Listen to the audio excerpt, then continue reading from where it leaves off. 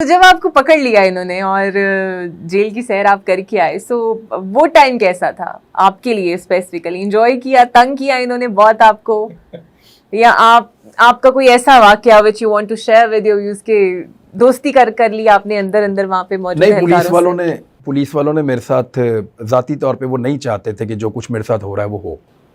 नौकरी के हाथों मुझे उनमें यानी वो सारे मुझे कहते थे सर मजबूरी है, ये जो कुछ भी आपके साथ हो रहा है, यानी आपके मुंह पे काला कपड़ा हम लपेट रहे हैं, आपको घुमा रहे हैं, कि थोड़ा टॉर्चर कर रहे हैं, छोटी जगह पे बंद कर रहे हैं। 4 फुट का कमरा था, सारी रात उसमें रखा उन्होंने गर्मी में।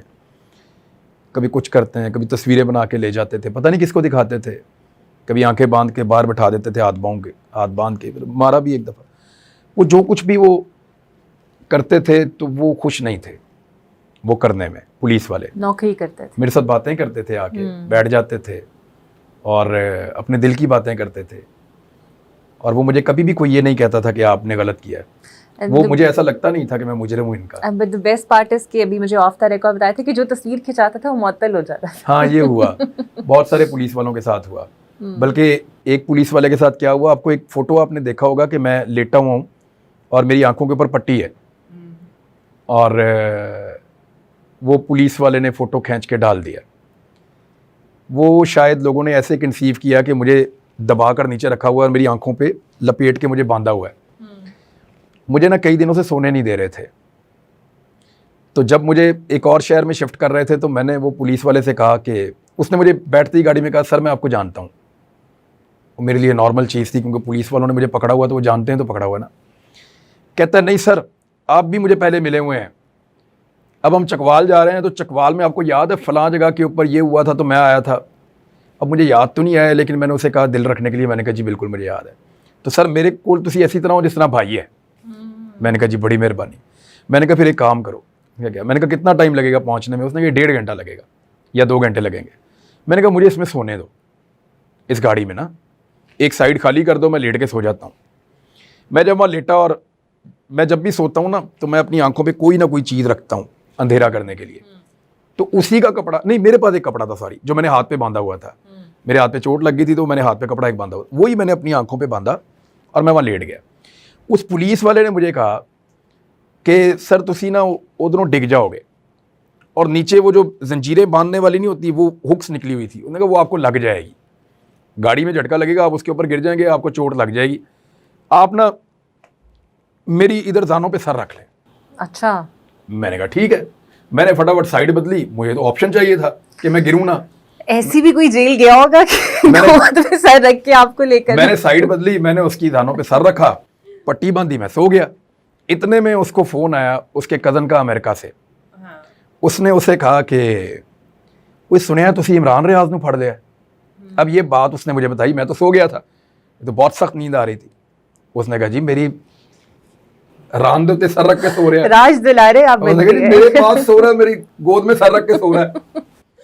तो उसको कहीं शायद यकीन नहीं आया उसके अमेरिकन कज़न को। तस्वीर खींच, तो इसने सेल्फी बना के ना अपने साथ ऐसे करके कि ये मैंने इसको, ये सो रहा है देखो मेरे पास, तो उसने अमेरिका भेज दी। अच्छा, वो जो उसका कज़न था उसने कहीं वायरल कर दी। वो जब मैं थाने पहुंचा और जाके मैं बाहर, क्योंकि जब ये वायरल हुई तो पूरे पाकिस्तान में शोर मच गया कि उसको दबा के कहीं लेकर जा रहे हैं। वो बेचारा मुझे सुला रहा था। 1-1.5 घंटे में थाना आया, इन्होंने मुझे उठा के इन्होंने मुझे वहाँ जाके बंद कर दिया। थोड़ी देर बाद वो आया तो वो यूनिफॉर्म में नहीं था, वो पहले भी मेरे ख्याल यूनिफॉर्म में नहीं था। तो वो आया तो मैंने कहा हाँ जी कब जाना है अदालत? कहता सर तुसी पता नहीं कदों अदालत जाना है, मैं फारग हो गया हूँ। मैंने कहा क्यों, आप क्यों फारग हो गए? उसने मुझे अपने मोबाइल में एक तस्वीर दिखाई। मैंने तस्वीर देखी, मैंने कहा ये कब खींची तुमने? कहता सर आप मेरे पास सो रहे थे, अमेरिका से मेरे कज़न का फ़ोन आया कि तुसी इमरान रियाज नूं फड़ लिया। तो मैंने कहा जी मेरे कोल है। उसने कहा जी साबित कर। वो मान नहीं रहा था, तो मैंने तस्वीर खींची उसको भेज दी। ये मेरी बात सुनिए, आप इस तरह बहुत सारे हुए। पाकिस्तान के वाहिद एंकर हैं जो राज दुलारों की तरह गए हैं जेल, एज इन कोई इस तरह गोद में तो रख के नहीं। एक वाकया था। बाकी उन्होंने जो चीज़ें उनको करनी थी वो उन्होंने वो भी किया बेचारों ने। और मुझे पुलिस ने नहीं मारा, पुलिस ने नहीं मारा। कुछ चीजें सीखी आपने जेल के अंदर, पैन से कपड़े इस्त्री करना? पुलिस ने मुझे टॉर्चर नहीं किया, लेकिन मुझे टॉर्चर किया गया, लेकिन पुलिस ने नहीं किया। ये बात मैं आपको कह देता हूँ। सो इमरान साहब, अब चले ये भी जूम आईनी बात है, पुलिस ने टॉर्चर नहीं किया but you have been tortured. मुझे बहुत तंग किया, लेकिन पुलिस ने नहीं किया। अलग ले जाते थे उस प्रेमिसेस से जहाँ नहीं, torture नहीं, किया उधर ही। जाता था? उधर ही किया जाता था। पूरा हमारा पाकिस्तान है। अच्छा, तो आपने जेल में कुछ आपने भी सीखा, पैन से कपड़े इस्त्री करना या कुछ ऐसी चीज सीखा आपने भी कुछ? मैं बड़ा अनलकी हूँ, मैंने कोई नई चीज़ नहीं नहीं सीखी। सीखी। हाँ। एक किताब मैं पढ़ सका हूँ, उसके बाद जहाँ बंद करते थे वहाँ अंधेरा था तो मैं नहीं पढ़ पा रहा था। एक मैंने किताब ख़त्म की थी और दूसरी मैंने शुरू की थी, वो वहीं रुकी हुई है। उसके बाद 2 और पढ़ ली हैं, लेकिन वो वहीं पे है। वो वाली किताब मैं आगे नहीं पढ़ा उसमें दोबारा, या शायद वो मज़े की नहीं है, तो मैं देख रहा हूँ उसको। और ये पैन से कपड़े इस्त्री करना, ये बड़े चौंचले होते हैं। मैं तो जो कपड़े होते थे जैसे होते थे वैसे ही पहन के आ जाता था। सो अब आपकी ईद कैसी गुजरती है आफ्टर ऑल दिस हाइप? और नहीं, उसके बाद तो ये मेरी पहली ईद अब आ रही है। और यानी 2 दफ़ा इन्होंने मुझे गिरफ्तार किया। अच्छा, ये छोटी चीज़ है, आप लोगों को पता नहीं क्यों वो लगता है कि गिरफ्तारी, ये एक्चुअली जो ज़मीन तंग करना है वो कुछ और है। अरशद शरीफ को गिरफ्तार तो नहीं किया था, लेकिन ज़मीन तंग कर दी थी पाकिस्तान की उनके लिए। जो वो आपके साथ करते हैं, आपकी फैमिली के साथ करते हैं, आपके बच्चों के साथ करते हैं। मेरे घर के पीछे एक बंदे को उठाकर लाए, मेरे अम्मी अब्बू और बच्चों के कमरे के बिल्कुल बैक साइड पे उसको गोली मारी साइड में। वो आदमी चीखना शुरू हो गया, फिर उसको एक और गोली मारी, वो और चिल्ला रहा था। हमें हरासा करने के लिए उस आदमी को उन्होंने गोलियां मार मार के तड़पा के वहां मारा। और जब मैंने जाके घेर के उनको पकड़ लिया तो वो पुलिस वाले थे। तो मैंने कहा यहाँ क्यों मार रहे हो? कहते जी डाकू था, इधर घुसने की कोशिश कर रहा था। ये एक और इंसिडेंट है जो मैं आपको बता रहा हूँ। इस किस्म की बहुत सारी चीजें हुई हैं। सो इमरान, जब घर के पीछे इस तरह की चीजें हो रही हों, सो बच्चे तो बच्चे होते हैं, सो उनका मेंटल स्टेट डिस्टर्ब नहीं होते? वो तो वो होता है डरते ना। नहीं ये हैं? देखिए, इसकी कीमत हमें चुकानी पड़ेगी। इसकी कीमत, पाकिस्तान को अगर ठीक होना है तो उसकी आपको कीमत देनी पड़ेगी। जब पाकिस्तान बनाया था तब भी उसकी कीमत देनी पड़ी थी। अरशद शरीफ के बच्चे डिस्टर्ब नहीं हो रहे, वो क्या सोचते होंगे उनका बाबा किधर है? तो वो उस तकलीफ का तो आप अंदाजा भी नहीं कर आपके सकते। बच्चों में से कोई आपकी तरह जर्नलिस्ट बनना चाहता है? पता नहीं, जो दिल करेगा बन जाएंगे। मुझे नहीं अगर वो कहें हम बनना चाहते हमारे हैं तो? फादर ने हमें कभी नहीं कहा कि तुम ये बनना या वो बनना, कभी नहीं कहा। उन्होंने कहा जो मेरे बच्चे अच्छा इंसान बने, जो दिल करता बन जाए। सो जब घर के अंदर स्टेप इन करते हैं तो जर्नलिज्म को बाहर छोड़ते हैं या साथ साथ ही रहता है? बिकॉज़ अब तो फोन साथ रहता है। जर्नलिस्ट जो है ना, ये जर्नलिज्म जो है ये लाइफस्टाइल है, ये आपकी ज़िंदगी का हिस्सा होता है। लेकिन इसके बीच में आप अपनी फैमिली के साथ, अपने दोस्तों के साथ मैनेज कैसे करते हैं, ये आपको सीखना पड़ता है और वक्त आपको सिखा देता है। मैं अपनी लाइफ में बाकी सारी चीज़ें भी करता हूँ, मैं हंटिंग भी करता हूँ।